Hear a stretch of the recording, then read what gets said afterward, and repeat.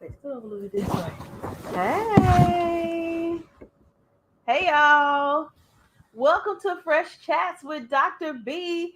I am Dr. Stephanie Boyce. I am so excited to be live from LA with my girl, my homie, my soul sister from another Miss Kalaiah Vaughn. Y'all give her a round of applause wherever you are, Hey y'all, wherever you are, hey. wherever you are.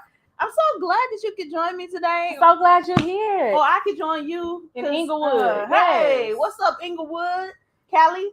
Look, I had to come out From here Oak and Cliff give to my Cali? life. Oak Cliff to Cali, yes. There it is. You know the vibes be strong. Heavily. Thank you so much for joining me today. Thank you Y'all, for this having is me. my sister. All things culture, all things education, all things how to do it for the kids. We can talk, and when we get together and start talking, It's all night. we can talk.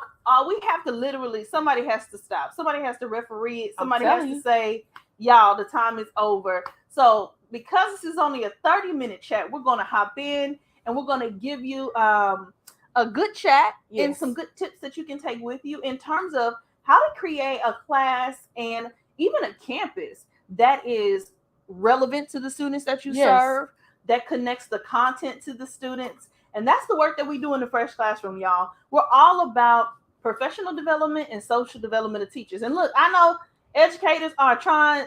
Look, everybody's gonna run to the door. Where we at, it's about to be spring break. I'm still in Dallas, so everybody is about to run to the door. But before you do, if you have a chance, we just want to share with you a couple things. So join us. If you have anything that you want to add, questions, comments, amens or ahas, you can drop them in the comments wherever you are watching, and then we can see those comments and respond accordingly. So thank y'all for joining us for Fresh Chats. Now, let's dive into it. Let's get into it. Okay, so one thing I love about you as a teacher, and I know you've taught different things, but I feel like no matter what you teach, the students you teach, you always find a way to connect in deep and meaningful ways, y'all. I don't just say that to everybody. Thank you. Yeah, so I want you to share with the people when it comes to creating content or classroom experiences, like what is it? How do you manage to foster and celebrate your students' authenticity, bring in their cultural backgrounds? Like what is it that you do? Where do you start? Like, and how do you make that a regular part of what you're doing with your kids? Because I see you, friend. Thank you. Mm-hmm. I think the first thing that's critical, and I think this is one thing they don't necessarily teach you in PD, you have to love children. And not just the gifted kids, not just the kids that are well behaved, not just the kids that come from affluent homes, not just the kids that are on grade level. You have to love children. So I think for me, I lead from a place of love. Come on. Right? And are there people who teach better than me? Absolutely, because they are my friends. So trust me, I know. Whatever. But for me, my strongest, attribute is an educator's relationship building. So I lead in love. That's the first thing. The second thing I do is the first week, I think a lot of teachers are eager to dive into curriculum, and that's necessary, especially at the high school level, secondary level. But that first day, it's just human to human. And I always have my students write a letter to the teacher on the first day. Oh, what's the letter about? They can tell me a little bit about themselves because it'll have like a list of questions, and I tell them you answer whatever questions you feel comfortable answering. So they might tell me they have 2 brothers and 1 sister. They got a dog. They went to Dallas this summer. Their favorite taco stand is Paco's Tacos. Yes. They might tell me about, whatever they want to talk about in a letter. Mm-hmm. And then the only part I make mandatory is tell me how you learn, right? Aww. What helps you understand? Where do you get confused? What do you want? What do you need from me to feel encouraged? What makes you feel discouraged? And so I do that with my kids, and everybody gets a 100 just writing a letter. And I don't take off for grammar or punctuation or sentence structure. I just write for me. Because it's just a matter of the heart. You know what I mean? It absolutely is. And I think you can't abandon the heart. You can't. Because a lot of our students, they need, and we always say and we hear, in PD, they need connection before anything. But I think sometimes they can be superficial almost. Absolutely. And it's kind of like, okay, we did a couple of activities and now we're going to go on and get into my content. But for me, it's like, no. Based on what I learned, understand, and assess about you, now I want to use those things in the class. I want to use those things as points of instructional connectivity. So talk to me about, in addition to showing them love, making sure they feel that, and then connecting to them. Tell me, what does that look like in terms of how it comes in? How does it play a role in your actual curriculum? pedagogy? Yeah. Okay. So I think one of the misnomers in education is that teachers go into the classroom. This mentality is, I'm up here and you got to come meet me. I don't abide by that mentality. I'm going to meet my kids where they are, and I'm going to coach you to where you need to be. So these kids in this generation, you have some that are avid readers, the bulk of them are not. But what do they listen to? They listen to music, okay? And if you really listen to hip hop, artists who are wordsmiths, they have lyrics that check off all the boxes for rhetorical devices and storytelling and a range of things. So I just did a lesson for Black History Month. It was called Freedom Over Troubled Waters. And so we analyzed the Kendrick Lamar and Beyonce song Freedom. Mm-hmm. And then we looked at the performance they did the BET Awards and how they were dancing in water. Mm-hmm. And so we looked at it and then we paused the screen in different spots and we split the screen. On the other side, you had a clip from the Harriet Tubman movie where they were going, where the slaves are going through the water. Mm-hmm. So just to connect the idea that freedom is an overarching concept. And then we closed out with a Langston Hughes poem, right, called Freedom. And the kids were able to see, oh, wow, this Black man in 1949 was saying very similar things to what Kendrick Lamar said. I think that song came out in 2018. Right. We'll say 2018, right? That he was saying very similar things. They also looked at how none of the male dancers had on shirts. One of my students said, Miss, it's like they have been stripped of everything. And so now, so all they want to do is be free. Still being stripped. Absolutely. Yeah. But the kids, just what they were able to pull out, the fire on the stage, they were like, oh, they used to burn crosses and people burn American flags when they protest. And then at the end of the song, the kids knows, I didn't even clock this, all the dancers laid flat in the water. And they were like, Miss, they looked like the people that were on the slave ships. They were like planking on the floor. So the kids just connected all the dots. But let's just pause there because you're going too fast. That's the kind of stuff in the classroom, like when you get into those kind of conversations and the students start to take control of the learning and make, like you say, you didn't even clock something that the kids clock. You know what I mean? Yeah. And that's what gets it for me. Like, that's when you get those goosebumps teaching a lesson. You like, say more. Yes. Say more about that. Like, you schooled a class on that one because I missed that one myself. Yeah, I was like, I said, running back, say one more time, and they said, and I was like, oh. Yeah. Let's pause the screen, and so I let him come up and he rewinded it and paused it and showed the whole class. But think about how many teachers will miss a teachable opportunity because it's a Kendrick Lamar song or you're not familiar with whatever rap song it is. And like all these opportunities, I think, are there if we tap into the kids. If we tap into who's your favorite artist, what kind of songs are popping right now, but also to have a deeper appreciation for the culture is where it starts. So that's why I'm taking us now. Yeah, absolutely. If you don't appreciate the culture, it's hard to connect to it. Absolutely. And so that's why I think sometimes we do this. I do these trainings where I'm going into schools and, doing professional development, and I'm helping teachers to learn how to tap into the cultural composition of their students, right? And so what escapes me, though, sometimes is I know, even when I'm gone and we've had these beautiful experiences together, that if you don't appreciate the culture and see the value in it, if you don't see these overarching themes that connect our literature, that connect our experiences from centuries, especially in a country like America, like you will miss out on the opportunity to get some deep, rich stuff. So how do y'all honor, celebrate, or even build on the cultural composition of the students that you serve at the U?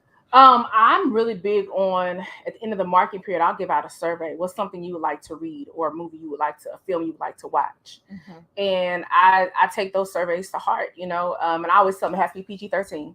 And so, listen, because I love Boys in the Hood. You gotta say that. I love Boys in the Hood, but we can't watch it. You know what I mean? Watch a scene. We can watch a clip. We can watch a clip. But they want to watch the whole movie, and we can't do it. So, but I ask them things. The other thing I do with them too is I try to find parallels between their own expression and like writing, because I'm an English teacher.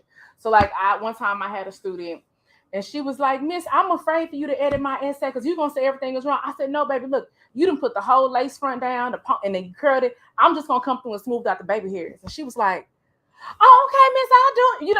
But her whole energy just changed. I'm about to die. But I just... Not the lace front. That's what I'm going to meet you where you are.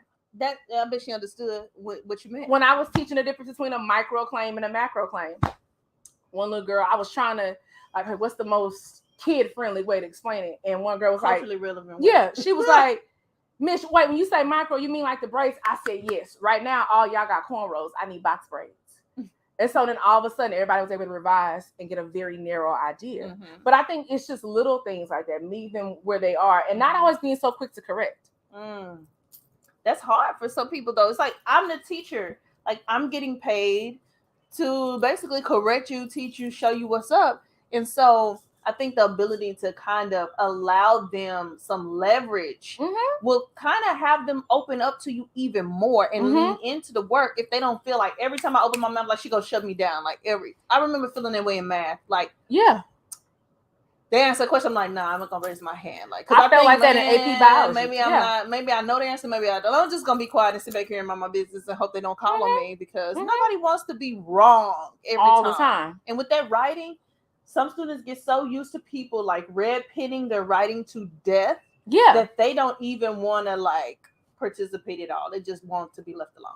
I noticed with writing, you have to be. One thing I've done, and it's worked for me, I do writers' conferences. So I'm not just going to pass paper back, right? So I'll try to plan an activity where I say, okay, everybody, today you're responsible for doing your journal on these 20 pages. And while you're working, I'm going to call y'all up one by one. You get done early, find something to be productive. So I call them up one by one. And before we get into the essay, hey, I really liked how you pulled this quote out. I really liked how you talked about this character. I like where you're going with your thesis statement. And I want to help you take it to the next level. So these are some things that I pointed out. And I felt like talking through the corrections, they leave so encouraged. And then I tell them, hey, look, right now this essay is a C, but you make the corrections. I'll go in and put the A in and we'll pretend the C never happened. Yeah. So then that's a whole, like, oh, I can get my points back.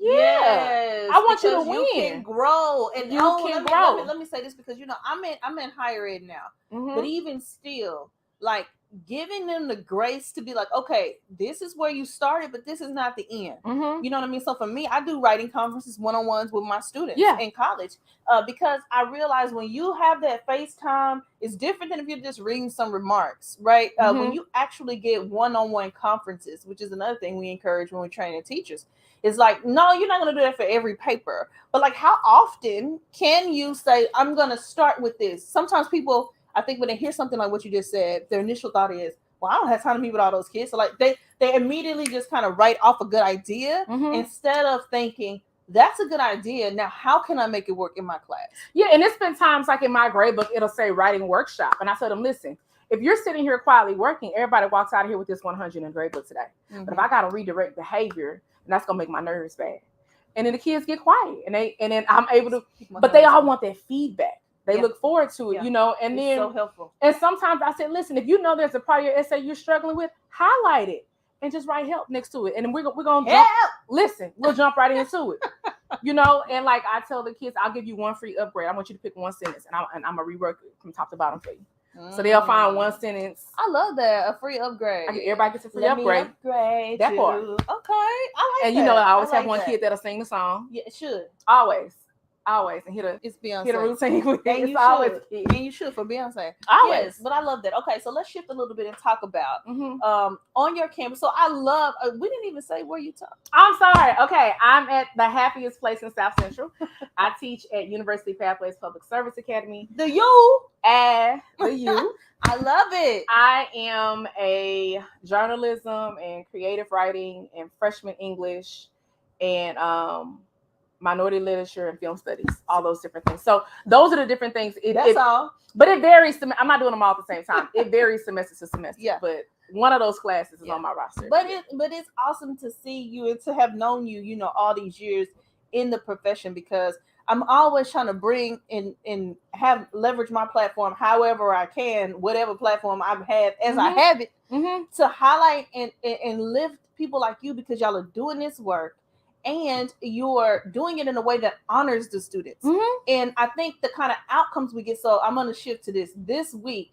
There was a video that went viral. Okay. In DeSoto Middle School. Did you see it? I did not. The substitute yesterday. Wow. There was a substitute that had an altercation with a student, and the student fight? was throwing chairs and the man was bleeding. It was like terrible. And I'm mentioning that not to call out this district, but to say this is indicative of something that we're seeing happening in education, where people are saying the kids' behaviors are starting to go out of control. Mm-hmm. Now you are in content in Watts. In a place, you know what I'm saying? So I always like to go to these places. I tell people when I'm doing my training, I'm like, I travel to schools in places where people are like, oh hell no, don't work there. And to places you work in Watts? Exactly. To schools that are seeing successful students of color, such that I can research firsthand, what are y'all doing here that's working for kids? And so when I see teachers like you that are having these learning experiences with students, it's not missed on me that you're still not going to have perfect behavioral outcome. The students are still working through hormones. Students are still working through their issues outside of the classroom, traumas, all of that stuff. So I'm always like, in the best classroom, you still gonna have a pop off. Always. You know what I'm saying? Always gonna be a pop off. But I feel like all in all, you get a different result. And I'm not saying this situation with this guy, he was a substitute, but I'm saying a lot of teachers have been chronically hitting me up on some like, these kids are out of control ever since COVID. Their social skills, like, it's crazy. What advice would you give them outside of, we already talked about connecting better with the students? You know, is there anything else you can think of that may be working out for you in your classroom specifically or your campus that could help them in this post-COVID? I don't even know we should be calling it post-COVID. I think we still in this post-quarantine. Post-quarantine kids. Yeah. So this is my 9th year in education. I could be transparent and say the quarantine children are very different. It's not like nothing I've ever seen. But what I will say is that certain things always work, right? So I think as teachers, we have to understand that discipline is love. Don't be afraid to be firm. You know, I think some teachers have issues in their classes because they want to be liked. I want to be respected. So that's one thing. The other thing is I meet my students with respect. Like, I stand outside my door and I greet them every day, whether it's the kid with the 95 or the kid with the 25. I greet everybody at the door. And I try to briefly talk with them about something that's not school related. Girl, I like your lashes today. When you get them J's? Baby, they live for them lashes. They don't miss a day. They don't miss a day. Lashes. You know, or you know, they come with the Cardi B. Girl, let me see these designs. Okay, so you got hearts this week. Okay, you in love. I get it. But I just try to start with something just, you know, and then after a while, you know, the kids like, Miss, what's up? You good? What kind of smoothie you got today? What kind of fruit you eating today? You know, and so it becomes a conversation. But in terms of classroom management, I think the other thing is, so you have to really understand who your students are. You know, some of your classes can do independent work and thrive. Some of your classes, you have to constantly actively monitor and constantly keep them engaged and have multiple response strategies the entire class. It varies class to class. The other thing I would say too, engage those parents. Like, I'm real quick when kids are in my class and you like hanging off the ceiling. Oh, okay, baby, let's go outside. Who we calling, mom or dad? No, you, because your behavior just asked me for a parent phone call. So which parent you want to call? We're gonna call from your phone, so I know the answer. And then we call. Hold on. Now, this is something new. Because teachers are always talking about how the parents don't answer. Call from your phone. Oh yeah, I ain't never heard that. I never called from the school phone. That is the first, because they blocked the district number in 7th grade. Baby, I'm finna die. The district been blocked in 7th grade. Call your mama on your phone right now in this hallway, because she'll answer if you call. Well, miss, I don't know her number. I said, okay, baby, if we go to the office, it's going to go from a phone call to an in-person conference. And the first thing we're going to address is that you're 16 and you don't know your mama's number. This is high school. You know your mama's number. It's in there. It's saved. So do you want her to come up here? Man. And then they'll call. What's your mom's last name? Hi. Good morning, Miss Barton. Call from your phone. We call from your phone. I love it. So listen, you got to do what works out here in these streets. And I love the mindset around, I want the students to respect me, so I respect the students. That's on period. Yeah. Some people don't even realize that that's a thing. Like, I'm literally saying that in a professional development. Like, you're confused about respect being a default because you're the teacher and the authority figure. Respect you will get drugged. And then the other thing I say is this too. I do leverage discipline with compassion, right? So like LAUSD, our students are required to wear masks. We do COVID testing in my school. We do it every Friday. The registered nurses come out. Wow. And like you might do it like a hallway at a time. Baby, you know, we in Texas, they in the wild west out there, baby. They just coughing on each other and all of that. But I've noticed that like my after lunch classes are like the only classes where sometimes, like my first class after lunch, some of them might not have a mask. So they coming in, baby, did you throw your mask away on your tray? Oh, miss, okay, you want me to get you? If I give you one, you'll wear it? Yeah, I'll wear it, miss. versus you don't have a mask. Get out my room. Blah, blah, blah. You already know the rules, y'all. Yeah. And nobody wants to be that greeted with that, and nobody wants to hear that yapping and that. And it's the thing. I feel like the Bible says it's better to be on the rooftop than in the house with a cackling woman. That's what I call it. A cackling. Absolutely, that's my interpretation. A cackling woman. Yeah. And I feel the same way about students sometimes, that being in a school environment, it can be warm. It can be, even if you're getting redirected, it can be warm. It can make you feel like you're a part of the school community, or it can make it feel like I got you. And everything is, oh, let me see what you, oh, let me, where your ID, where your, and everything is, go to ISS, and it's always, it creates a hostile learning environment where it's almost like kids are walking on eggshells and not really feeling welcome as much as tolerated. Yeah. From day to day. Kids want to feel celebrated, and I think this goes back to that first week of school, that letter to my teacher. So little Johnny told me that he wants to have a real estate business. Oh, that's good. Okay, it's money in real estate. I love it. So when I see little Johnny say, Johnny, come here, baby. Now, baby, how you gonna sell houses and you sagging? Oh, my fault, miss, my fault. You right. Yeah. Versus, boy, you.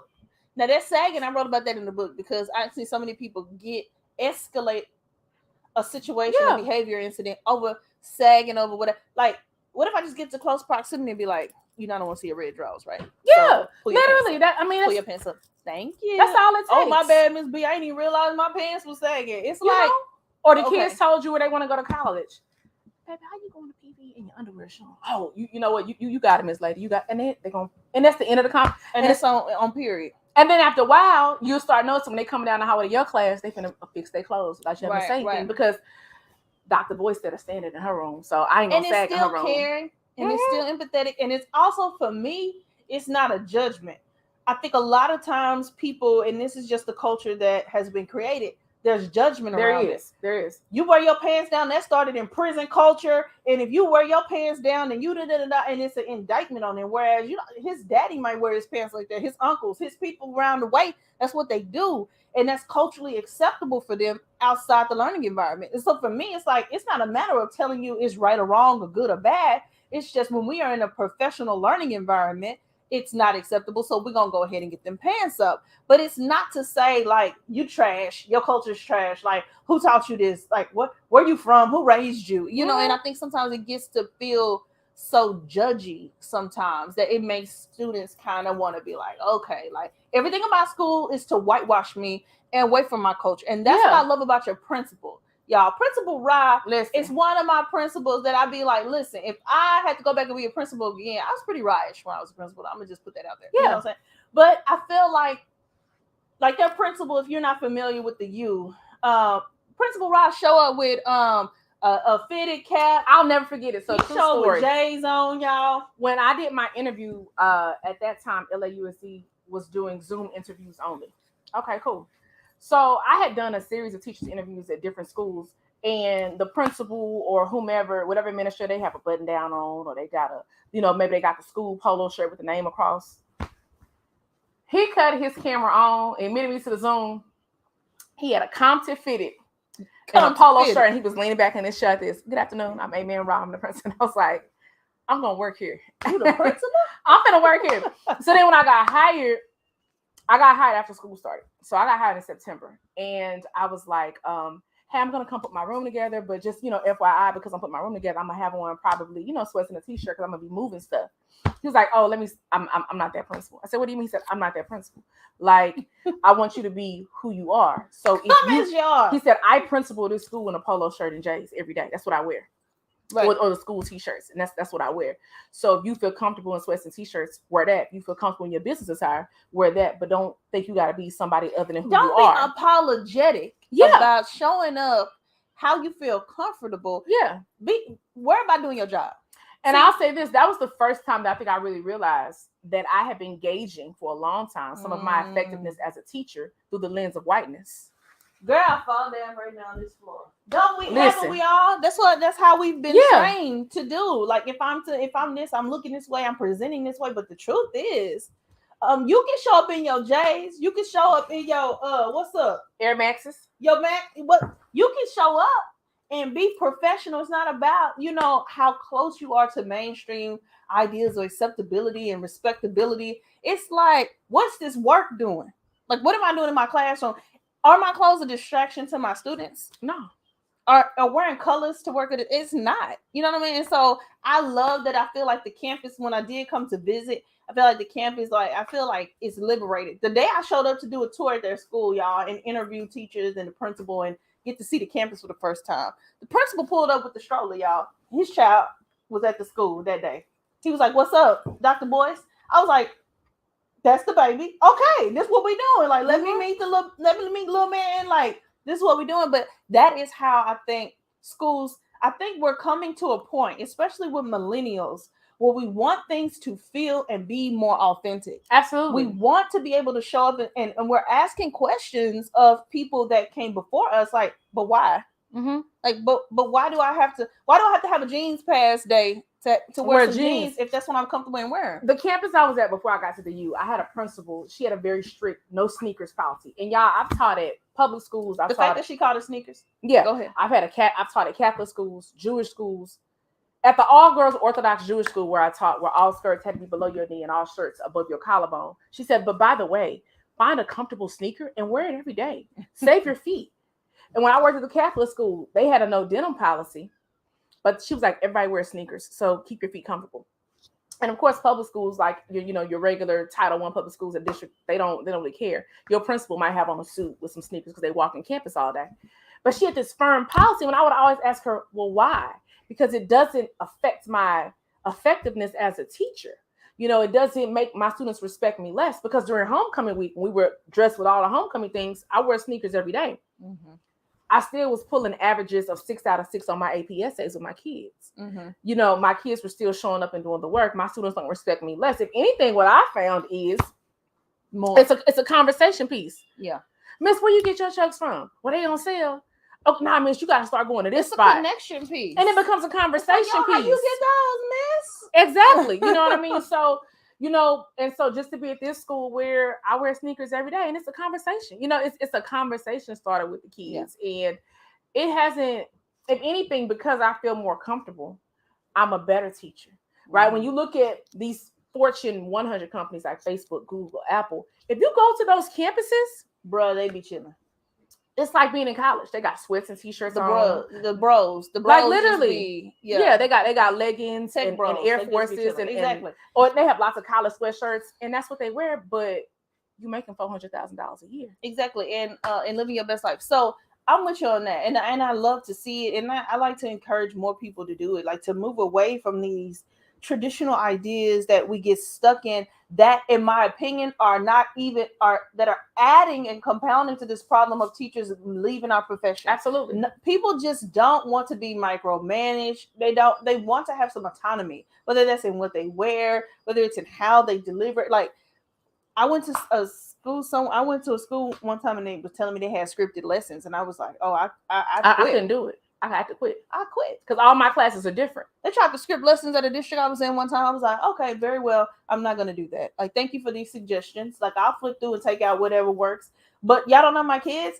Script me a lesson and say, and the teacher says, I was like, get that shit out of here. Because they're trying to like, the problem with education adopting the business model is that they don't understand that education is not homogenous, and you have to have differentiation, and you have to vary your approaches and your strategies in order to get the same end result. And so when you try to homogenize it and treat like McDonald's, where we can make this hamburger in 60 seconds, that's not going to work, because McDonald's also has fake meat. The food is also not healthy for you, right? Long term, short term. So the same goes with putting these lessons together, compressing them in a vacuum. Like, no, you're the expert in your content. You find a way to deliver. And you also should be the expert in your kids. That's what I tell people. Absolutely. The people that write the textbook, they're great resources. It's good to have them around. But those people don't know your kids. So, like, how do I take what you're giving me as a resource? Cool. Oh, okay. And let me see how I can connect that to some things that I already understand, my students are into, they flow with, whatever, and make those deeper connections. And I think a lot of teachers, what I find is that they desire, or they're thirsty to want to connect with students better, and they just are trying to figure out, how do I do it? Like I want to figure out, but I have administrators that are coming down on me about this, or my central office is telling me I better do this. But what I really want to do, what I say to teachers too, because I'll be very honest, I've never really just done a whole lot of listening about what my curriculum should be. I paid attention to my arrival time, the dress code, what my lesson plans were due. But so you finna get on here and tell people to be a rebel? No, I'm not even saying that. I'm saying have fidelity with your subject, right? But like they told us, hey, kids are not understanding simile and metaphor. Cool. We're gonna look at Adele. We're looking at an Adele song. We're gonna look at a Jay-Z song, Song Cried. I think Adele was Someone Like You.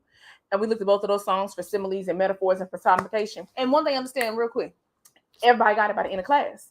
And so what happens is they go home, Mama, Dr. Boyce is my favorite teacher.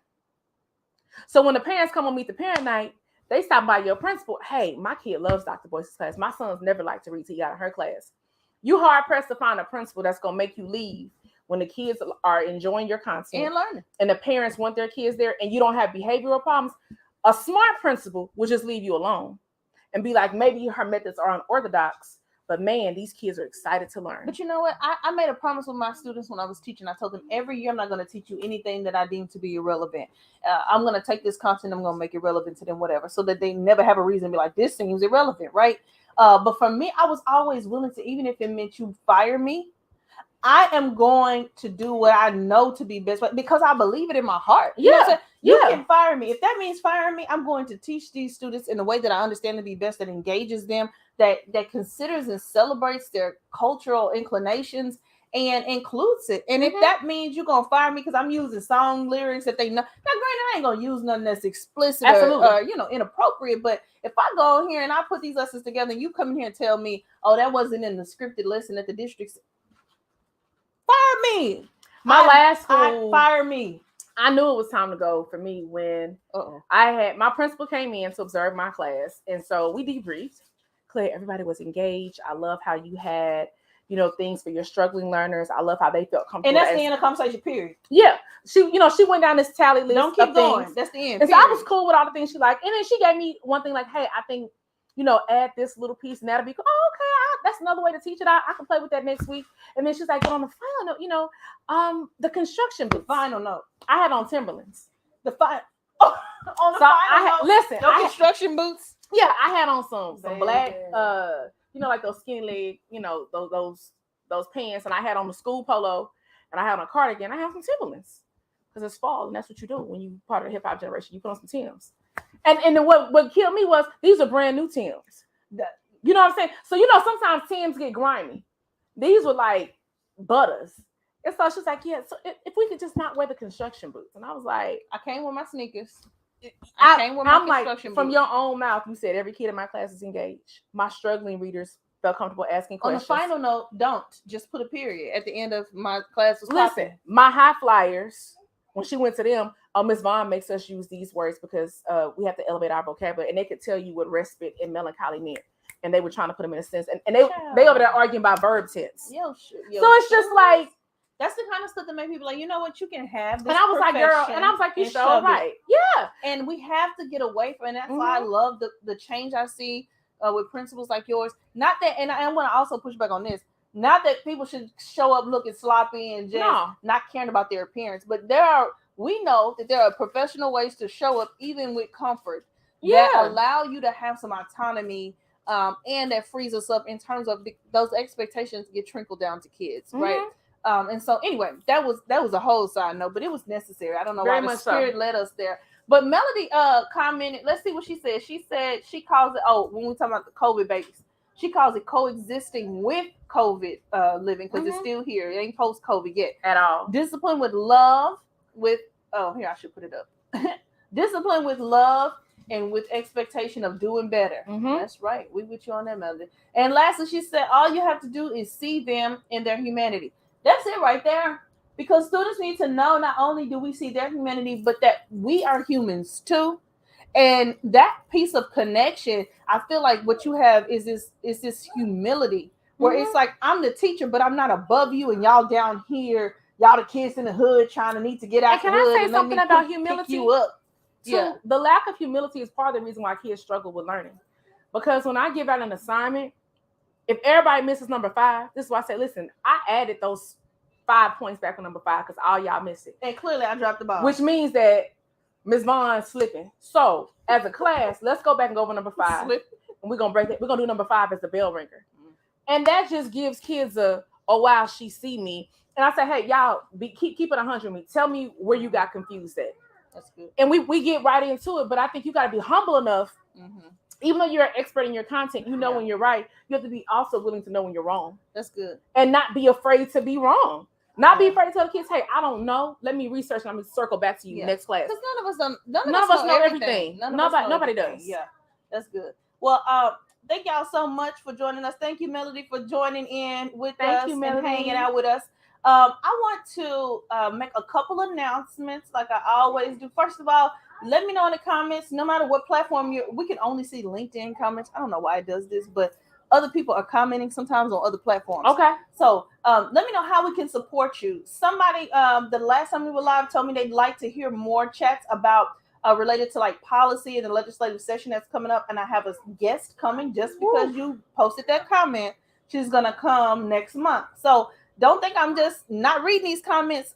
Let me know in the comments, guys, how we can support you as educators in the field. No matter what you can think of, I guarantee you there's somebody in my network that we can hop on and chat with for these 30 minutes that can really get into some issues and topics that you want to talk about. And so please leave that comment there. I will go back and read it. And we have a couple of announcements that you don't want to miss. First of all, you can get the book if you don't already have it, The Fresh Classroom, on my website, thefreshclassroom.com. Don't go to Amazon because I'm selling it directly through the website now because Amazon and Jeff Bezos be taking your money. Okay, y'all know what it is. So the last thing is our Fresh Summer workshops are coming to you in June. We got a couple special announcements about those. And so stay tuned. If you're not already on our email list, go to thefreshclassroom.com. When it pops up, send me your email and we'll make sure that you get first dibs on all the giveaways that are coming down the pipe. Teacher Appreciation Month week is coming up. Y'all know we're going to have all the giveaways popping off in May. So make sure you're on our email list so that you get first dibs on that.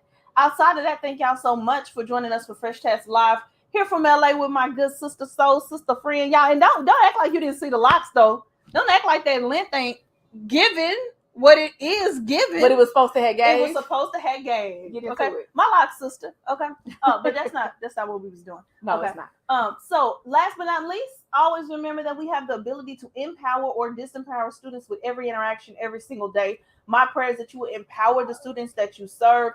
Thank y'all so much for joining me. If you're going out on spring break soon, enjoy that break, unplug, refresh, get your life, go to the spa, turn your phone off, turn off your notifications, turn off your email, and just enjoy yourself. Can I make a comment? Oh, yeah, please. And shout out to all my fellow educators, the principals, the counselors, everybody working in the building. And I understand that this is a trying and taxing time in education.